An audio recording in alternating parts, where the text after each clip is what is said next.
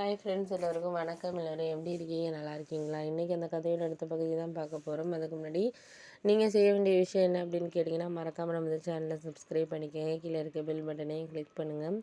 அப்போ தான் நான் போடுற வீடியோஸ் எல்லாமே உங்களுக்கு உடனுக்குடனே நோட்டிஃபிகேஷன் வரும். ஸோ மறக்காமல் சேனலை சப்ஸ்கிரைப் பண்ணிவிட்டு வீடியோ பாருங்கள் ஃப்ரெண்ட்ஸ். வாங்க நம்ம கதைக்குள்ளே போகலாம்.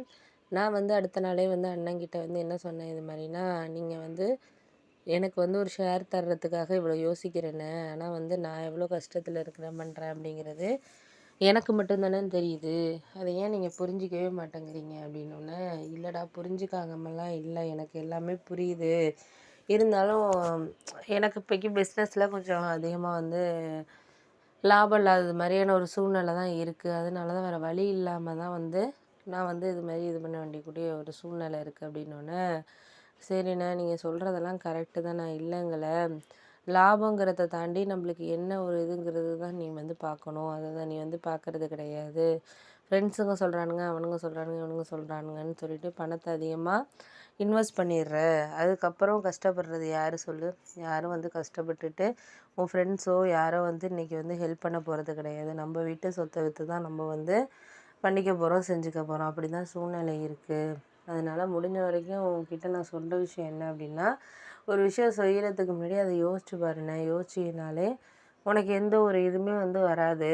நீ தேவையில்லாமல் எதையும் மனசை இது பண்ணிக்கிட்டு தேவையில்லாமல் இது பண்ணிக்கிட்டு இருக்காதுன்னு அப்படின்னோடனே, சரி நான் அதெல்லாம் இல்லைடா, பண்ணலை, செய்யலை, நீ ஒன்றும் அதை பற்றி கவலைப்படாத, பண்ணாத, செய்யாத. நான் எதையுமே இது பண்ண முடியாத மாதிரியான சூழ்நிலைகள் தான் எனக்கு இருந்துச்சு. அதை முடிஞ்ச வரைக்கும் நான் க்யூர் பண்ணிக்கிறதுக்கு தான் நானும் பார்த்துக்கிட்டு இருக்கேன். எல்லாத்தையுமே யாரையும் நம்பியும் நான் இருக்கணும்னு நினைக்கல.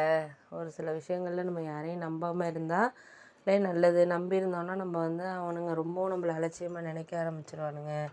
அதனால நான் யாரையும் நம்பக்கூடாதுன்னு தான் நானும் நினைக்கிறேன்டா அப்படின்னோடனே, சரி நீ சொல்கிறதெல்லாம் ஓகே தான், நான் இல்லைங்கள. இருந்தாலும் நம்மளுக்கு ஒரு சில இதை நம்மளுக்கு விஷயத்த நம்ம புரிஞ்சுக்கிட்டு இது பண்ணிக்கிட்டு போகணுங்கிறது தான் என்னோட ஒரு எண்ணமாக இருக்குது. அதனால் நான் இனிமேல் என்ன ஒரு முடிவெடுக்க போகிறேன்னா, எதையுமே அடுத்தடுத்த இதுக்கு நம்ம கொண்டுட்டு போகிறோம் அப்படிங்கிறத தாண்டி நம்மளால் எதையுமே நீ யோசித்து செஞ்சனாலே இவ்வளோ ஒரு இதுக்கு பிரச்சனைக்கு வேலையே கிடையாதுண்ணே. நீ யோசிக்கிறதும் கிடையாது. அப்போதைக்கு அது நல்லா இருக்குன்னு நினச்சிக்கிட்டு நீ அதை செஞ்சிடுற. ஆனால் அதுக்கு அடுத்தது வர விளைவுகளை நீ யோசிக்க மாட்டேங்கிறேனே அப்படின்னோடனே, சரி சரி நீ விடுடா, நான் எதையும் யோசிக்கிற மாதிரி இப்போதைக்கு இல்லை. யோசிச்சேன்னா ஏன் இப்படி நான் பண்ணிகிட்டு இருக்க போகிறேன்? யோசிக்காமல் எடுக்கிற முடிவுனால தான் இன்றைக்கி நானும் கஷ்டப்பட்டு மற்றவங்களும் என்ன சேர்ந்தவங்களும் இன்றைக்கி கஷ்டப்படுற மாதிரியான ஒரு சூழ்நிலை வந்திருக்கு. அதனால அந்த கஷ்டங்கிறது எனக்கு ஒரு இதாக தான் இருக்குது, தெரியுது. கஷ்டத்தை நான் இன்றைக்கி நான் அதை யோசித்து பார்க்காம பண்ணதுனால தான் இன்றைக்கி நான் இது பண்ணுறேன் அப்படின்னு சொல்லிட்டு சொன்னேன். சொன்னதுக்கு அப்புறம் தான் எனக்கு புரிஞ்சிச்சு. அண்ணனும் அவன் வேணுக்குன்னு எதையும் செய்யலை. அவனுக்கு ஏதோ ஒரு இதில் அந்த நேரத்தில் என்ன ஒரு முடிவு எடுக்கணும்னு தெரியாமல் அவன் எடுத்துட்டான். ஆனால் போக போக தான் அவனுக்கு அது தப்பு, இந்த மாதிரிலாம் இது பண்ணக்கூடாது, செய்யக்கூடாது அப்படிங்கிறது அவனுக்கு தெரிஞ்சிருக்கு. இருந்தாலும் வேறு வழி இல்லை, என்ன பண்ணுறது? நம்ம இது பண்ணிட்டோம், செஞ்சிட்டோம்.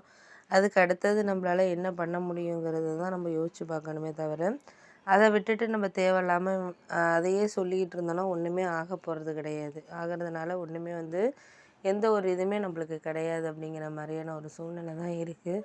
அதனால் இனிமேல் அவனை சொல்லியும் நம்மளுக்கு இது பண்ண முடியாது. அவனுக்கு அது தெரியாமல் ஏதோ ஒரு சூழ்நிலையில் எல்லாருக்கும் வர்ற நிலமை மாதிரி தான். அவன் ஏதோ ஃப்ரெண்ட்ஸுங்க ஆசையாக பேசுகிறானுங்க, சொல்கிறானுங்கன்னு சொல்லிவிட்டு அவன் அதை செஞ்சுட்டான். ஆனால் போக போக தான் அவனுக்கு அதோட இதுங்கிறது நம்மளுக்கு தெரிஞ்சிருக்கு அப்படிங்கலாம். அதனால் முடிஞ்ச வரைக்கும் நம்ம எதுவும் சொல்லாமல் இருக்கிறது தான் நல்லது. சொன்னோன்னா நம்ம அதுக்கு முரண்பட விஷயங்களை தான் வாழ்க்கையில் நம்ம சந்திக்கிறது மாதிரி இருக்கும். அதனால் முடிஞ்ச வரைக்கும் அவன்கிட்ட பாசிட்டிவாகவே பேசிட்டு போகிறது தான் நல்லது. நெகட்டிவாக பேசுறதுனால ஒன்றுமே ஆக போகிறதில்ல அப்படிங்கிறது மாதிரி தான் எனக்கு தோண ஆரம்பிச்சிச்சு.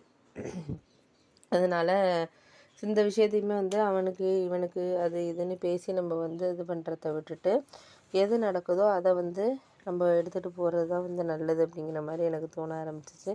சரி ஓகே, நம்ம இப்போ சில விஷயங்கள் கொஞ்சம் இதாக தான் இருக்கும் நம்மளுக்கு. அதுக்கான தேடல்களை நம்ம இது பண்ணிக்கிட்டோனாலே நம்மளுக்கு போதும் அப்படிங்கிற மாதிரி எனக்கு புரிய ஆரம்பிச்சிச்சு. அதனால் நான் என்ன யோசித்தேன்னா, இனிமேல் எந்த ஒரு விஷயத்தையுமே இது பண்ணணும், செய்யணும் அப்படிங்கிறத நம்ம யோசித்து தான் முடிவெடுக்கணும். அப்படிங்கிறது மாதிரி வந்து நான் ஒரு சில விஷயங்களை வந்து நோக்கி கொண்டு போனேன்.